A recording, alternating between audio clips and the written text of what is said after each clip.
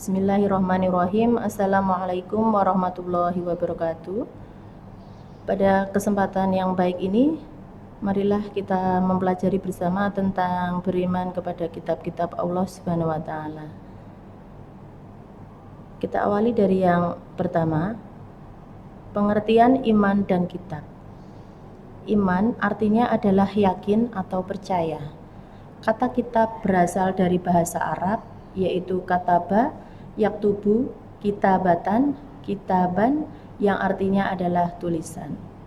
Arti kitab Allah secara istilah adalah tulisan wahyu pada lembaran-lembaran yang terkumpul dalam satu bentuk buku. Dalam sejarah, firman Allah Subhanahu wa taala ditulis dengan dua bentuk berupa huruf suhuf dan mushaf. Keduanya berasal dari akar kalimat yang sama, yaitu sahafa, yaitu menulis. B. Pengertian beriman kepada kitab Allah dan perbedaan antara kitab dan suhuf. Beriman kepada kitab Allah artinya mempercayai dan membenarkan bahwa Allah Subhanahu wa taala menurunkan kitab-kitab kepada para rasulnya yang berisi larangan, perintah, janji, dan ancamannya. Juga menjadikan kitab Allah sebagai pedoman hidup manusia, sehingga bisa membedakan antara yang baik dan buruk, hak dan batil, halal dan haram. Adapun perbedaan antara kitab dan suhuf adalah isi kitab lebih lengkap daripada suhuf. Kitab dibukukan, sedangkan suhuf hanya berupa lembaran yang tidak dibukukan. C. Kitab-kitab yang diturunkan Allah Subhanahu wa taala ada 4, yaitu kitab Taurat, kitab Zabur, kitab Injil, dan kitab Al-Quran. Pertama, yaitu kitab Taurat. Kitab Taurat diturunkan kepada Nabi Musa alaihissalam, ditulis dalam bahasa Ibrani. Kitab Taurat berisi tentang syariat, hukum, dan kepercayaan yang benar kepada Allah. Isi pokok dari kitab Taurat adalah 10 firman Allah bagi bangsa Israel. Isi kitab Taurat antara lain sebagai berikut. 1. Kewajiban meyakini keesaan Allah. 2. Mensucikan hari Sabtu, Sabat. 3. Menghormati kedua orang tua. 4. Larangan menyembah berhala. 5. Menyebut nama Allah dengan sia-sia. Kitab yang kedua adalah kitab Zabur. Kitab Zabur diturunkan kepada Nabi Daud alaihissalam, berisi mazmur, yaitu puji-pujian kepada Allah dalam bahasa Hibti.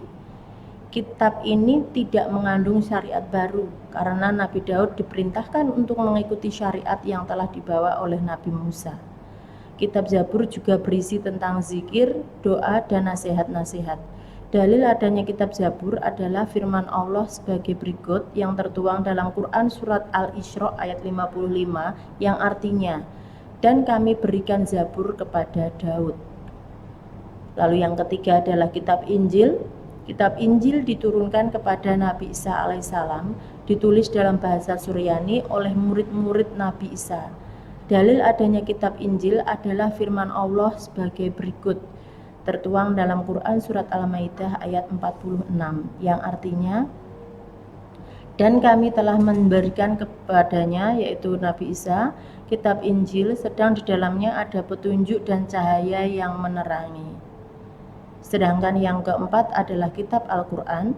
Al-Quran diturunkan kepada Nabi Muhammad SAW, ditulis dalam bahasa Arab yang merupakan kumpulan firman yang diberikan Allah sebagai satu kesatuan kitab dan sebagai pedoman hidup bagi seluruh umat manusia. Al-Quran diturunkan kepada Nabi Muhammad dalam kurun waktu kurang lebihnya 22 tahun, 2 bulan, 22 hari, atau kurang lebihnya 23 tahun. Secara berangsur-angsur, jadi tidak sekaligus ya. Tujuannya apa? Supaya lebih mudah untuk dipelajari, dipahami, sehingga untuk dihafalkan juga lebih ringan. Al-Quran adalah kitab yang tidak ada keraguan di dalamnya, selalu terjaga dari kesalahan dan merupakan tuntunan dalam membentuk ketakwaan. Dalam Quran surat Al-Baqarah ayat 2 yang artinya, kitab Al-Quran ini tidak ada keraguan padanya, petunjuk bagi orang-orang yang bertakwa. Al-Quran merupakan sumber segala macam ilmu. Secara umum berisi tentang beberapa hal pokok sebagai berikut. 1. Ketauhidan kepada Allah. 2. Tata cara beribadah. 3. Budi pekerti kehidupan sehari-hari. 4. Tuntunan kehidupan. 5. Ilmu pengetahuan. Yang keenam adalah kabar gembira bagi orang beriman dan peringatan bagi orang kafir. Ada 3 tingkatan dalam beriman kepada kitab Allah, yaitu 1. Khatmil, yaitu orang yang hanya membaca Al-Quran saja. 2. Tartil, artinya membaca sekaligus memahami.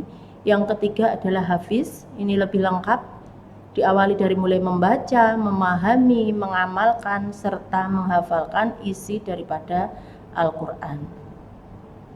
Sekarang yang D, manfaat dan hikmah beriman kepada kitab Allah. 1. Memperkuat keimanan kepada Allah Subhanahu wa taala. 2. Al-Quran bisa menjawab hal yang tidak dapat dijawab oleh ilmu pengetahuan dan akal, sehingga kehidupan tidak akan tersesat. Yang ketiga, menambah ilmu pengetahuan, karena Al-Quran selain berisi perintah dan larangan juga berisi pokok-pokok seluruh ilmu pengetahuan.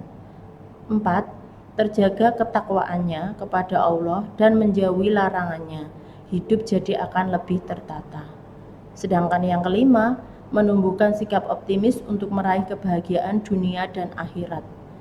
Yang keenam, akan mendapat syafaat atau pertolongan di akhirat kelak. Yang terakhir adalah E, perilaku yang mencerminkan beriman kepada kitab Allah. Perilaku yang dapat mencerminkan kalau kita beriman kepada kitab Allah dalam kehidupan sehari-hari.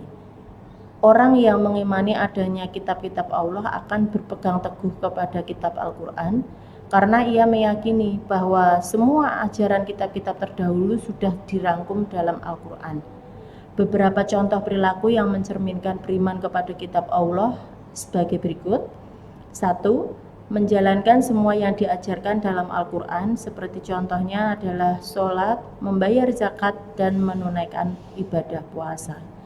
Yang kedua adalah menjauhi semua larangan yang diajarkan Al-Quran, antara lain seperti memakan daging babi dan meminum arak. Yang ketiga adalah selalu membaca Al-Quran setelah melaksanakan sholat wajib atau di saat waktu luang. Yang keempat, berusaha menghafal dan mempelajari Al-Quran. Sedangkan yang kelima adalah mengagungkan Al-Quran dan tidak memegang kecuali dalam keadaan suci. Meletakkan di tempat yang tinggi dan suci, tidak meletakkan sesuatu di atasnya, tidak menginjak dan mendudukinya. Baiklah anak-anakku semua, kita cukupkan dulu materi kita pada pertemuan kali ini. Nanti lain waktu kita sambung lagi. Terima kasih atas waktunya. Billahi taufiq wal hidayah wal inayah. Wassalamualaikum warahmatullahi wabarakatuh.